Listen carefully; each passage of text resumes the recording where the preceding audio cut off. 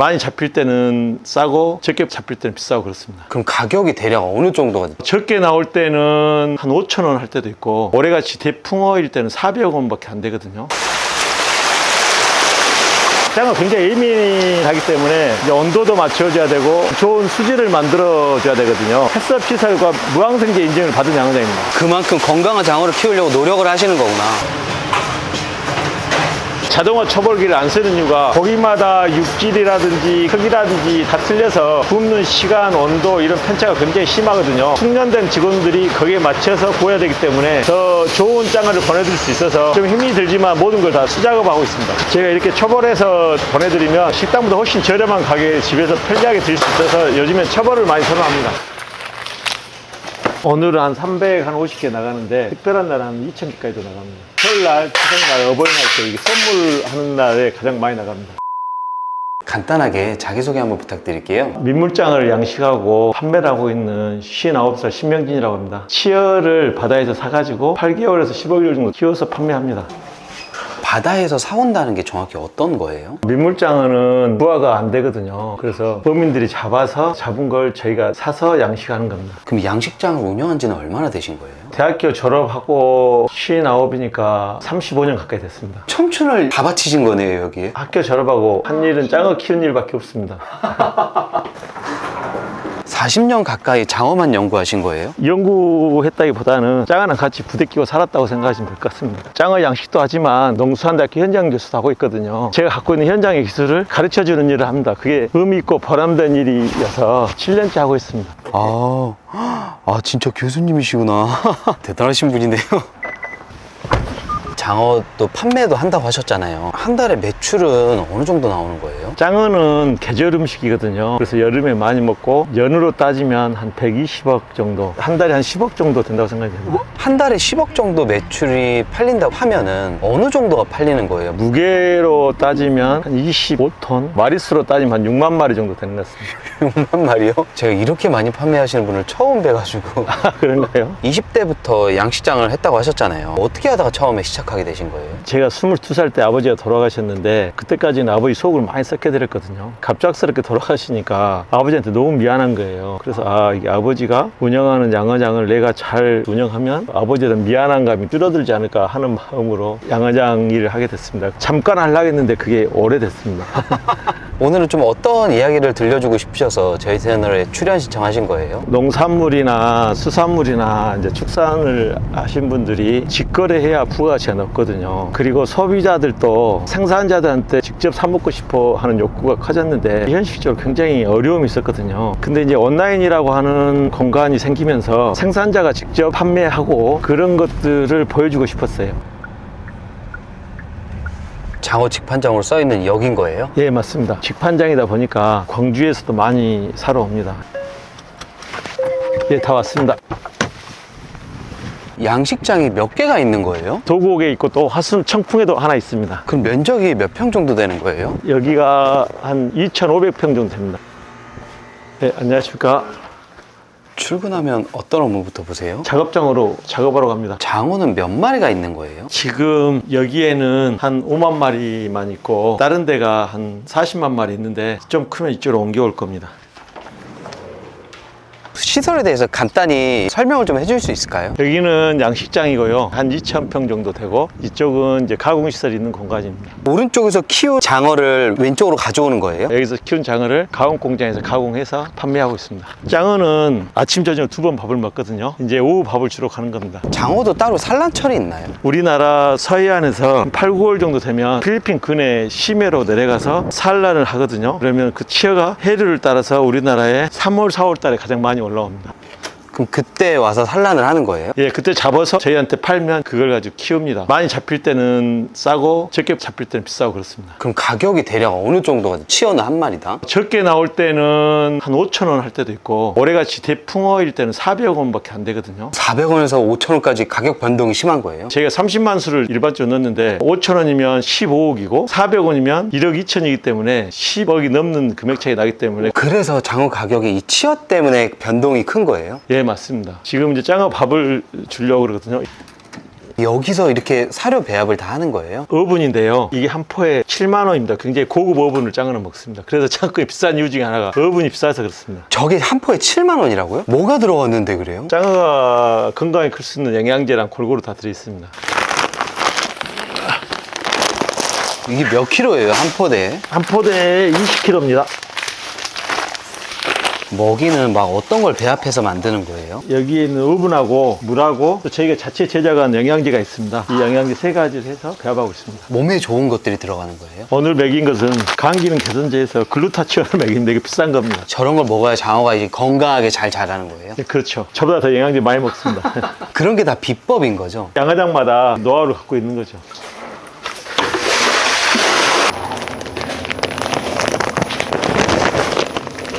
이런 거 하나하나가 다 노력이네요. 정성을 들여서 키워야 됩니다. 중간중간에 물을 넣어주는 게 농도나 이런 걸 맞추는 거예요? 사료 대비 1.2% 가스를 합니다. 중간중간 넣어주면 잘 비벼지라고 그런 겁니다. 와, 다 만든 거예요? 예. 양식장이 왜 이렇게 어두워요? 짱어가 예민해서 어둡게 해줘야 됩니다. 그리고 30도가 돼야 밥을 더 잘 먹고 미생물로 제가 양식을 하기 때문에 미생물 증식에 더 어두운 게 더 유리합니다.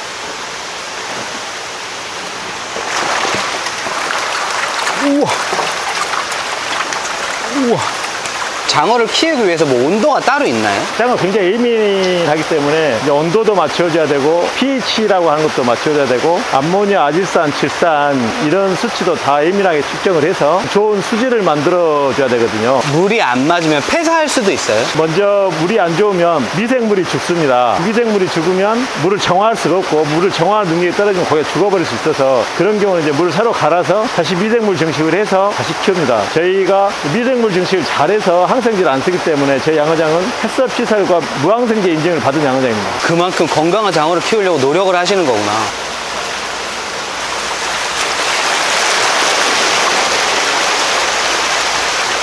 힘이 장난이 아닌데 키운 지 얼마나 된 애들이에요? 한 15개월 정도 됐는데요. 빨리 큰 고기들은 한 8개월 정도 돼서 출하가 됐습니다. 조건 잘 맞춰줘야 건강해집니다. 아무리 태생적으로 건강하더라도 환경을 잘 못 맞춰주면 약해집니다.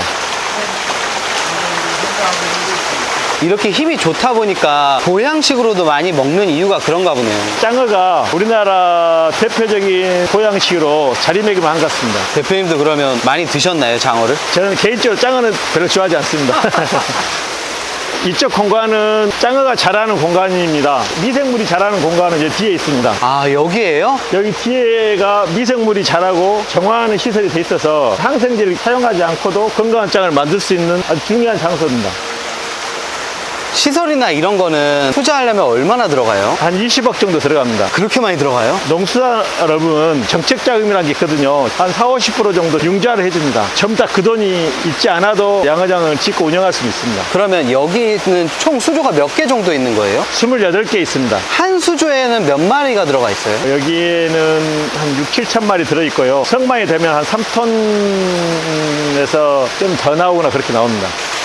이 수조는 이제 고기가 밥을 다 먹고 흩어진 수조거든요. 그래서 그만둔 아이들이 다 여기 안 뭉쳐 있는 거구나. 예, 그렇습니다. 이제 밥을 아직 안 준 오지는 이렇게 밥통에 우그르 모여 있습니다. 얘네도 밥대를 알아요? 불을 켜면 그다음에 시간이 되면 저절로 압니다. 그래서 항상 밥 주는 시간을 일정하게 합니다. 밥 잘 먹은 애들이랑 못 먹은 애들이랑 이렇게 크기 차이도 좀 있죠? 똑같은 날 고기를 받아서 똑같은 날 집어넣어도 대소 차이가 생깁니다. 그러면 어렸을 때는 2달 만에 한 번, 좀 커서는 3달 만에 한 번씩 선별이라는 거 해줘서 비슷한 애들끼리 수조에 넣어줘야 서로 경쟁이 덜하고 건강하게 클 수 있습니다.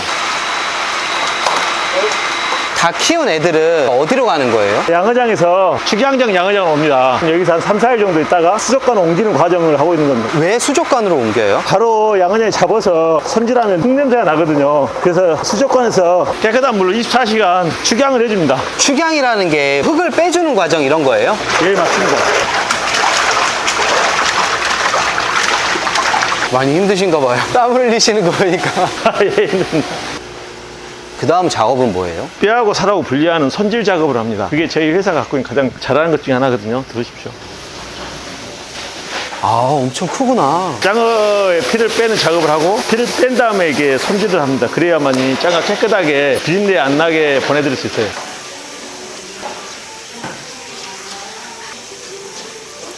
장어는 생선이기 때문에 장가시는 있는데 큰 가시는 다 제거해서 보내드린 겁니다. 오로지 살만 해서 보내드립니다.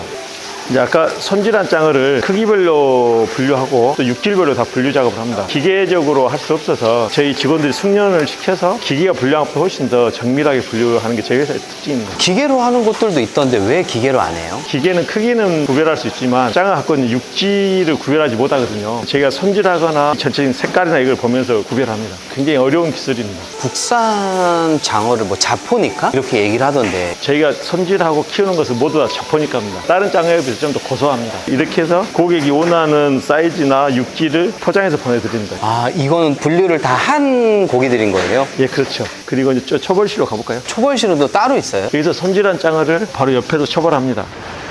아 이런 공간이 있구나. 장어탕에 올려있는 곰국을 끓이고 있는데요. 대량 생산하지 않고 이렇게 가정식으로 해가지고 조금씩 매일 생산하기 때문에 훨씬 더 맛있는 장어탕을 드실 수 있습니다. 장어탕은 하나에 얼마 정도에 판매가 돼요? 지금은 4,000원에 판매하고 있습니다. 아 바로 옆에서 하는구나. 초벌을 해서 보내주시는 이유가 있는 거예요? 삼겹살처럼 집에서 쉽게 구기 어렵거든요. 그래서 장어를 집에서 잘 못 구워 드시기 때문에 주로 식당에 사 먹는데 제가 이렇게 초벌해서 보내드리면 식당보다 훨씬 저렴한 가격에 집에서 편리하게 드실 수 있어서 요즘엔 초벌을 많이 선호합니다. 저 뒤에 있는 기계로 초벌을 하는 거예요? 자동화 초벌기가 있는데 자동화 초벌기를 안 쓰는 이유가 고기마다 육질이라든지 크기라든지 다 틀려서 굽는 시간, 온도 이런 편차가 굉장히 심하거든요. 숙련된 직원들이 거기에 맞춰서 구워야 되기 때문에 초벌을 자동화를 못하는 게 아니라 좋은 상품을 만들기 위해서 하고 있지 않는 겁니다. 여기는 진짜 다 손으로 하는구나 작업을. 수작업을 해야 더 좋은 장어를 보내드릴 수 있어서 좀 힘이 들지만 모든 걸 다 수작업하고 있습니다. 그만큼 인건비가 더 들어도 기계보다는 사람으로 하는 걸 선호하시는 거예요? 그게 결과적으로 좋은 장어를 보내줄 수 있기 때문에 그렇습니다. 장어가 엄청 두툼하네요. 두툼한 것도 있고 좀 조그만 것도 있습니다. 두툼한 것은 보통 구이를 구워 먹거나 야외에서 먹기 편하고 적은 사이즈는 덮밥용이나 집에서 구워 먹기 좀 더 편리합니다. 드시는 식감이 좀 틀려서 그 선호도가 있는 것 같습니다. 찐득찐득해 보이는 점액 같은 건 뭐예요? 이게 뮤신이라고 하는 건데 붕어로 보면 비닐 같은 겁니다. 저게 몸에 좋은 겁니다.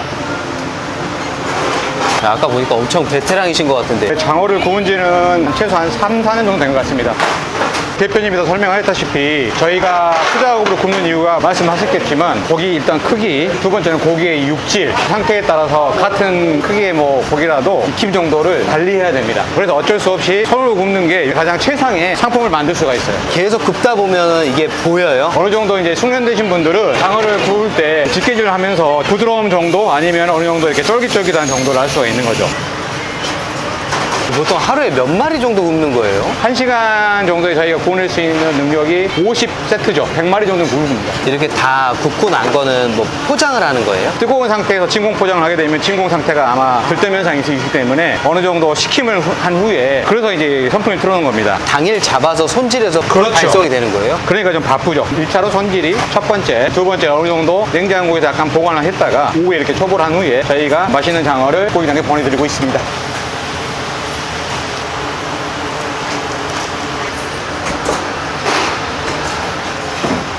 압축 포장을 해야 보관 기간이 깁니다. 김치 냉장고에서는 한 열흘 정도, 일반 냉장고에서는 일주일 정도 보관이 됩니다. 진짜 먹기 좋게 포장이 딱 되는구나. 손질실에서 600g짜리 고기를 가져오면 초벌하면 470g 정도 나가는데 한 25에서 30% 정도 감량이 납니다. 모르시는 분들은 오해할 수도 있겠네요. 가끔 전화 오신 분도 있습니다. 고기를 덜 주냐고. 근데 초벌하면 감량이 나다 그렇습니다. 이렇게 압축까지 한 거는 다 어디서 포장하는 거예요?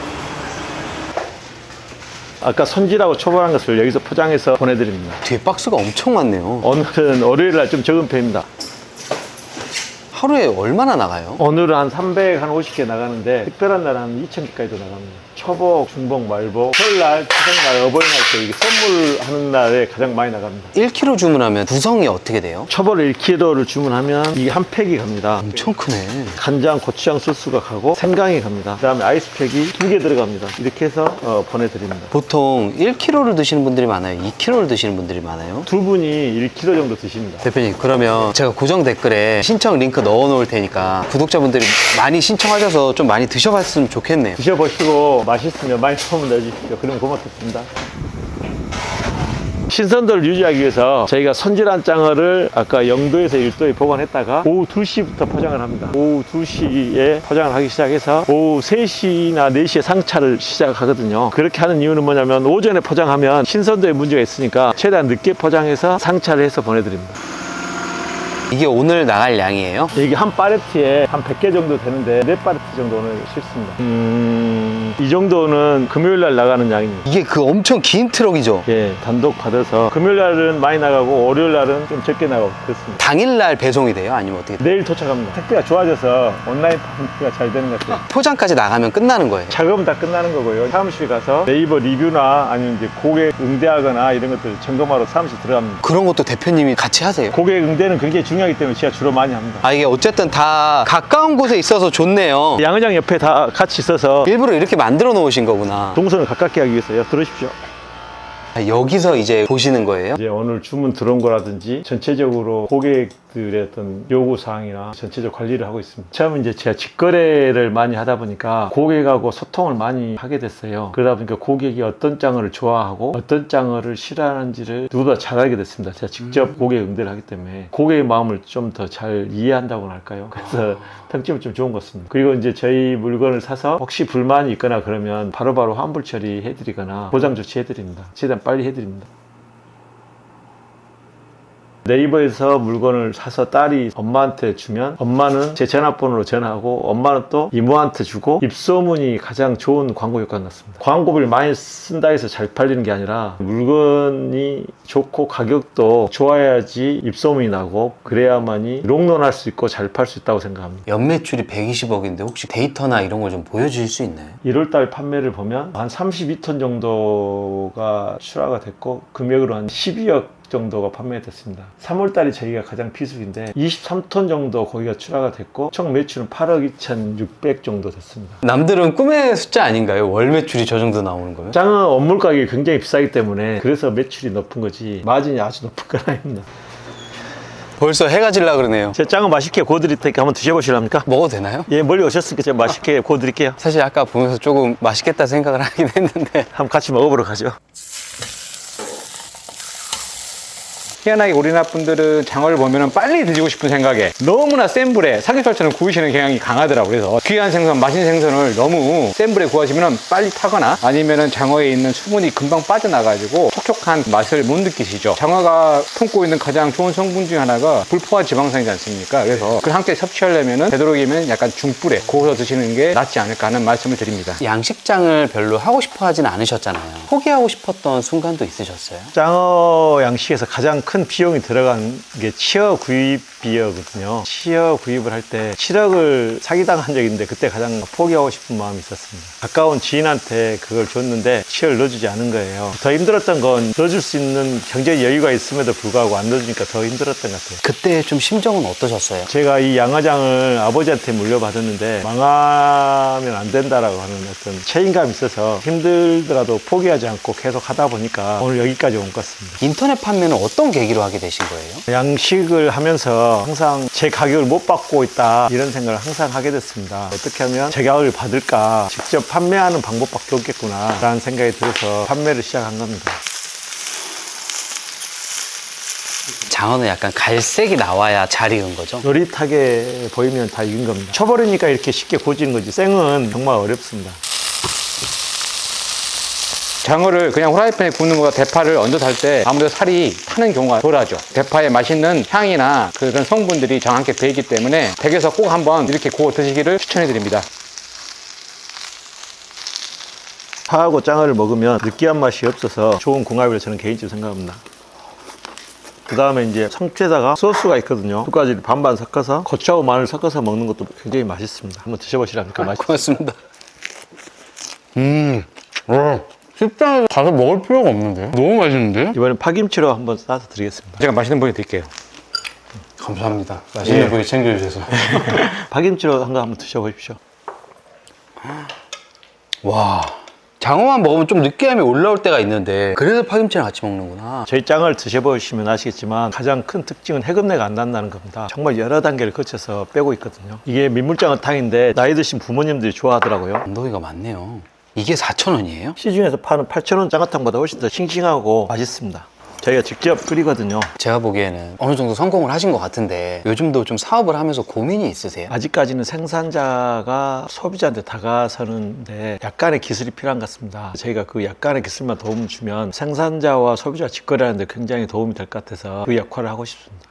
양식장 일을 혼자 시작하셨을 때 어떤 점들이 가장 힘들었어요? 도시 생활하다가 시골에 내려와서 적응이 좀 힘들었고 짱어에 대한 기술이 전혀 없는데 책임감 갖고 시작한 거죠. 하루에 고기를 가장 많이 죽일 때는 한 2천만 원씩 죽인 적도 있었습니다. 집 한 채 값을 없앴는데 그럴 때 정신적 충격이 어렸을 때 엄청 컸죠. 갑자기 애들이 죽어 있는 거예요? 관리를 잘못해서 그런 일이 생긴 거죠. 앞으로 대표님은 목표가 있으신가요? 고추장 하면 순창 고추장 그렇게 이야기하잖아요. 짱하면 신명진 민물짱어 이렇게 말할 수 있을 정도로 유명한 브랜드를 만들고 싶습니다. 충분히 그렇게 성장하실 것 같아요. 너무 맛있어요, 제가 먹어보니까. 아, 그런 거예요?